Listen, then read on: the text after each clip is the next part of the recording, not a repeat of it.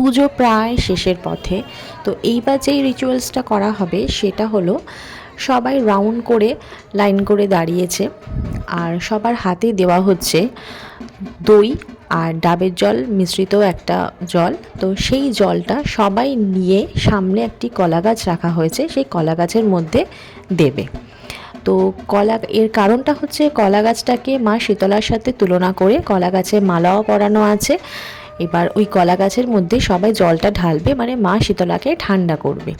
তো এইটা 3বার বা 7বার বা 5বার এরকম দিতে, মানে এইভাবে ঘুরে ঘুরে দেবে। এই যে সামনে আমার মাও দাঁড়িয়ে আছে, তো এই যে বলেছিলাম কলা গাছটা, এই কলা গাছের মধ্যে সবাই ঘুরে ঘুরে এসে একবার করে জল দেবে।